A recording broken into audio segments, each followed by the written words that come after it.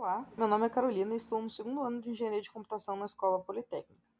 Gostaria de apresentar brevemente a minha iniciação científica intitulada Poda Efetiva de Redes Neurais usando métricas de similaridade.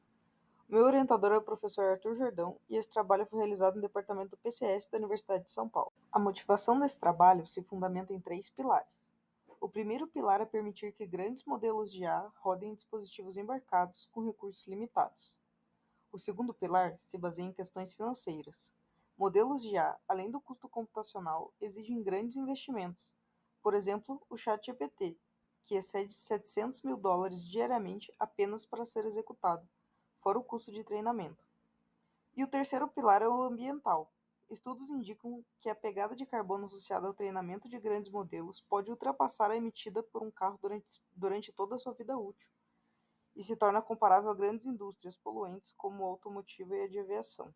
Pensando nos três pilares motivacionais, o objetivo da nossa pesquisa visa responder a seguinte pergunta: como reduzir os custos computacionais e o consumo de energia em modelos de deep learning, mantendo a capacidade preditiva e a robustez? A nossa abordagem para essa questão se deu pela poda de camadas, que dentre os vários métodos de compressão se destaca por reduzir bastante a rede sem perder a precisão e também por não necessitar de hardware especializado, como por exemplo a poda de pesos, na qual os pesos não são necessariamente removidos, e sim setados para zero, exigindo um hardware especializado para realizar cálculos de matrizes esparsas.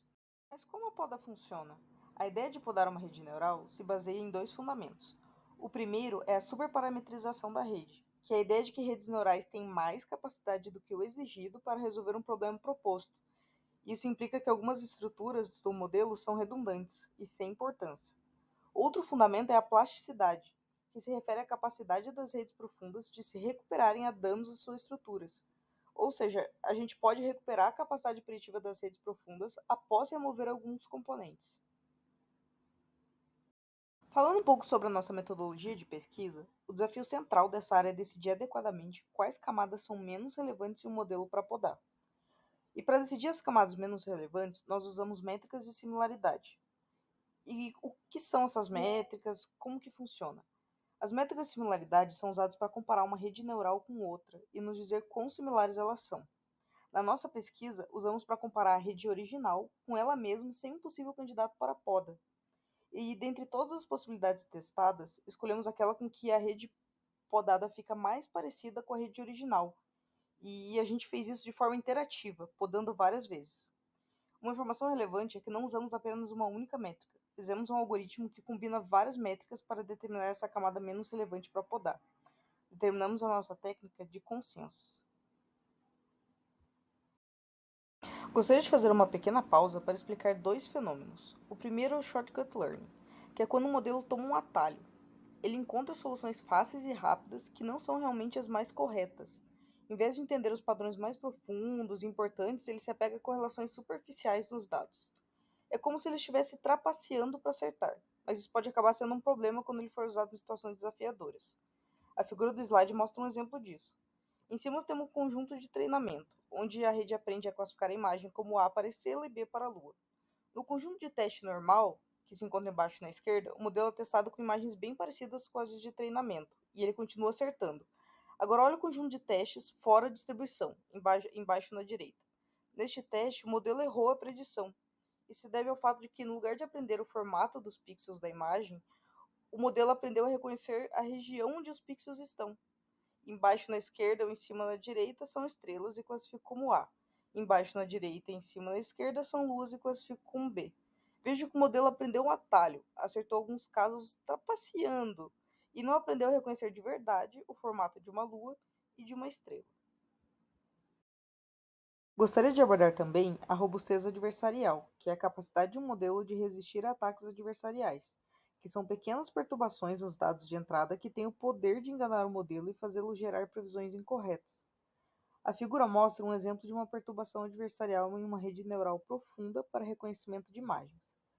A rede inicialmente classifica corretamente a imagem à esquerda como sorvete, mas ao adicionar perturbação, agora a imagem é classificada como burrito.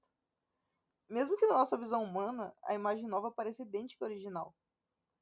Vale ressaltar também que a perturbação pode ser natural, como excesso de brilho ou contraste nas imagens. Pense em um carro autônomo. Ele está na estrada e vem o farol de outro carro. O excesso de brilho pode fazer com que a classificação da imagem seja incorreta, e isso é perigoso para o motorista. Então, a ideia aqui é meio que passar a mensagem da importância de uma boa robustez adversarial. Sabendo desses conceitos, posso agora apresentar os resultados experimentais. A técnica proposta oferece baixa perda de acurácia, melhoria de desempenho e maior robustez contra ataques adversariais, e é eficiente em evitar fenômenos como shortcut learning. Atingimos redução de até 78,8% no número de operações de ponto flutuante, com uma queda mínima de acurácia. Em termos de robustez adversarial, a nossa técnica superou o estado da arte, com uma melhoria de até 4 pontos percentuais em benchmarks amplamente utilizados, como SFARCI e FGSM.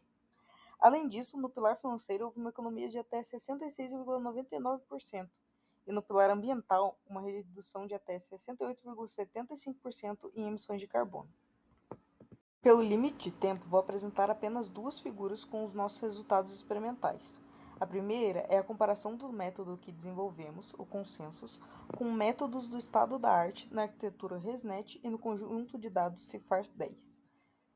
O ponto ideal é uma melhoria de acurácia, que é colocar os resultados o mais próximo possível, e ao mesmo tempo uma maior redução de flops, que é o mais para a direita no gráfico. Podemos ver que o nosso método teve um resultado muito positivo. Reparem que o consenso superou todos os critérios, ficando um pouco atrás somente do CKA. Mas por mais que tenha ficado um pouco atrás do CKA no caso anterior, podemos ver nessa outra imagem que o consenso superou o CKA em cenários mais desafiadores, e assim possui maior robustez adversarial.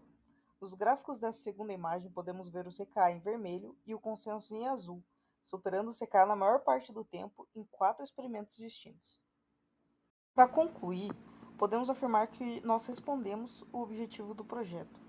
Conseguimos resultados comparáveis ao estado da arte e contribuímos em 3 pilares: computacional, financeiro e ambiental. Vale ressaltar também que o projeto dessa iniciação científica produziu um artigo científico que está em processo de revisão em um importante veículo de publicação internacional.